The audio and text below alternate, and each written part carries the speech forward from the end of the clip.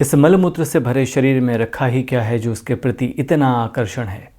ये कुछ और नहीं बल्कि देह भाव में जीना है। इससे निकलो, कुछ बड़ा करो, कुछ महान करो। आपको इस तरह के बहुत सारे लोग मिल जाएंगे। कुछ नए सो कॉल्ड आचार्य हैं, कुछ गुरु हैं, और ये लोग कुछ और नहीं करते। ये लोग आपको गिल्ट में डालना चाहते हैं, आपके गिल्ट के भाव को एक्सप्लॉइट करना चाहते हैं। और मैं इसे बहुत बड़ा कॉन्स्पिरेसी मानता हूँ, इसे षड्यंत्र मानता हूँ। मुझे आश्चर्य होता है इस बात पर कि आज के ज़माने में भी ऐसे लोग हैं, इस वक्त में भी, इस दौर में भी ऐसे लोग रह रहे हैं जो इस तरह की बातें करते हैं। क्योंकि इस तरह की बातें बहुत पहले कही जाती थी, संन्यास परंपरा में ख़ास तौर से, वो भी आखिरी रेमेडी के तौर पर। जब एक गृहस्थ व्यक्ति अपने घर को छोड़कर, अपने परिवार को छोड़कर संन्यास परंपरा में आता था, और अगर उसे इस तरह की कामनाएं विचलित करती थी तो उससे ऐसी बातें कही जाती थी ताकि वो अपने डिस्ट्रक्शन को छोड़ सके। लेकिन अब इस ज़माने में, इस दौर में भी ऐसे लोग हैं जो गृहस्थों को, हाउस होल्डर्स को इस तरह की शिक्षा दे रहे हैं, ऐसी बातें सिखा रहे हैं। ये लोग आप में एक इनएडिक्वेसी का भाव जगाते हैं, कमतरी का भाव जगाते हैं, ताकि आपको ये एहसास हो सके कि ये लोग एक बड़े शिखर पर विराजमान हैं और आप इनके सामने बहुत छोटे और बौने हो जाते हैं, ताकि आप इनको वो महत्व दे सकें जो ये चाहते हैं। लेकिन अल्टीमेटली ये आपका नुकसान करते हैं, क्योंकि ये आपकी स्वाभाविकता को ख़त्म करते हैं, आपके जीवन से रस को ख़त्म करते हैं, आपके जीवन से उल्लास, एक्साइटमेंट को ख़त्म करते हैं। लेकिन मैं कभी भी ऐसा नहीं कहने वाला। मैं ऐसा नहीं करूँगा कि मैं आपकी एक महत्वपूर्ण संभावना को आपसे छीन लूँ, आपके सेंस ऑफ एस्थेटिक्स को छीन लूँ, आपके जीवन के रस को, उसके उल्लास को आपसे दूर कर दूँ।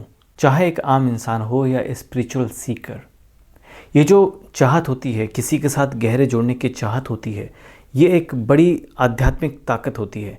ये एक पुल है, एक खिंचाव है जो आपको कहीं ना कहीं अल्टीमेटली उस दिशा में ले जाती है, आपको ग्रोथ की दिशा में ले जाती है, आपको ऊंचाइयों की तरफ ले जाती है। और सच कहा जाए तो ये एक्चुअली पहली सीढ़ी है। जो काम है, जो प्रेम है, जब काम प्रेम में रूपांतरित होता है, ग्रो करता है, बढ़ता है, तो ये पहली सीढ़ी बनता है आपके अपलिफ्टमेंट की, आपको ऊंचाइयों की तरफ ले जाने की ओर, पहली सीढ़ी। तो जैसा मैंने कहा कि ये बातें सन्यासियों से कही जाती थी, और सन्यासियों के लिए जो नियम है वो ज़रूरी नहीं है कि हाउस होल्डर्स पर मढ़े जाएं, उन पर आरोपित किए जाएं। और ये तो आप पर निर्भर करता है ना कि आप चाहते क्या हैं। कृष्ण कहते हैं अपने धर्म का पालन करो, स्वधर्म का पालन करना श्रेष्ठ है। लेकिन वो स्वधर्म हिंदू मुसलमान वाला धर्म नहीं है।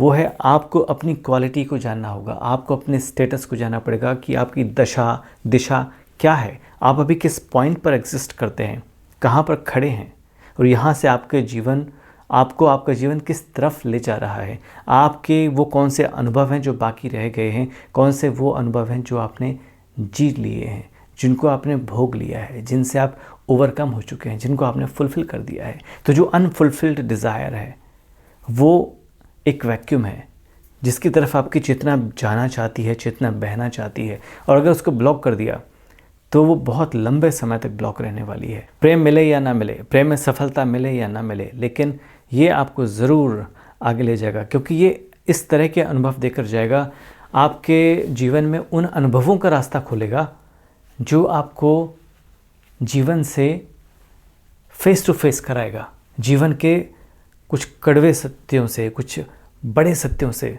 मिलाएगा। और ये जो मिलन है ना, वो आपको आगे ही ले जाएगा। Love is the biggest spiritual catalyst. और आप इस संभावना को क्यों छोड़ना चाहते हैं? हाँ, ये सच है, जैसा मैंने पहले कहा, कि आपको इसके लिए कॉन्शियस होना पड़ेगा, चैतन्य होना पड़ेगा, आपको अवेयरनेस लानी पड़ेगी।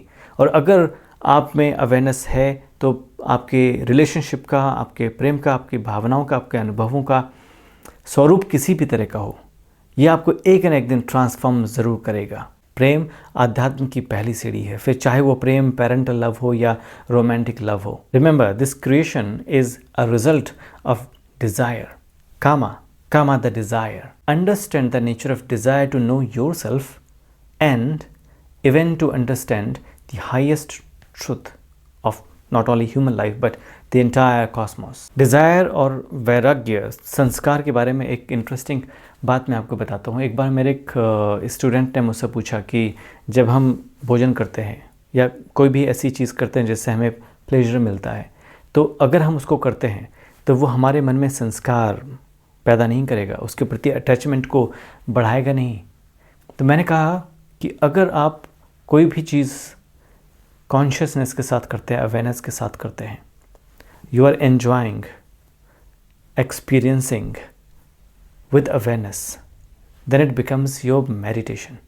और कोई भी चीज़ जो मेडिटेशन बन जाती है वो आपको आध्यात्म से विमुख नहीं करती बल्कि उसकी तरफ ले जाती है। तो अगर आपने किसी चीज़ को खाया, उसको एंजॉय किया, लेकिन अगर आपने मेडिटेशन में किया यानी पूरी अवेयरनेस के साथ किया, तो वो एक संस्कार नहीं बनेगा, वो सिर्फ एक फैक्चुअल मेमोरी बनेगा। आपको उसका टेस्ट याद रहेगा लेकिन आपको उसकी क्रेविंग नहीं होगी, क्योंकि आपने उसके अनुभव को पूरी तरह से जी लिया। फिर वो आपके लिए बंधनकारी नहीं रहता, लिबरेटिंग बन जाता है। तो बात यह है कि अगर वही चीज़ आपको फिर से मिलती है तो आप उसे बड़े चाव से दोबारा खाइए, लेकिन अगर नहीं मिलती है तो उसे याद करके दुखी मत होएं। समस्या यही है कि हम चीज़ों को अधूरा अधूरा करते हैं, थोड़ा थोड़ा करते हैं, ना हम होश में रहते हैं, ना हम पूरी तरह से प्रेजेंट रहते हैं, हम उसे एंजॉय ही नहीं कर पाते। तो जिस चीज़ को हमने पूरी तरह से जी लिया, वो धीरे धीरे धीरे उसके प्रति हमारा जो आसक्ति है वो ख़त्म होने लगती है, वो छूटने लगती है, वो अनुभव अपनी पूर्णता पर आने लगता है। और अगर नहीं किया तो हमेशा वहीं अटका रह जाता है, थोड़ा थोड़ा, ज़रा ज़रा सा। ऐसा नहीं करना है, हमें चीज़ों को करना है तो पूरे प्रेजेंस के साथ करना है, पूरे होश के साथ करना है, पूरी शिद्दत के साथ करना है। It will become a liberating experience for all of us. जो भी करना है डूब कर करना है, क्योंकि जो डूबा वही पार। और जाते जाते एक बात कहना चाहता हूँ कि महानता बाहर से थोपी नहीं जा सकती। Greatness can never be imposed and it is not our goal actually. Our goal is to live a simple and authentic life. और जब हम ये सिंपल और ऑथेंटिक लाइफ को जी नहीं पाते हैं, हमारे आसपास का माहौल ऐसा हो जाता है कि हम सिंपली ऑथेंटिकली नहीं जी पाते हैं, तो हमें संघर्ष करना पड़ता है। और उस संघर्ष में जो हम एक्शन लेते हैं वो हमें महान बनाते हैं।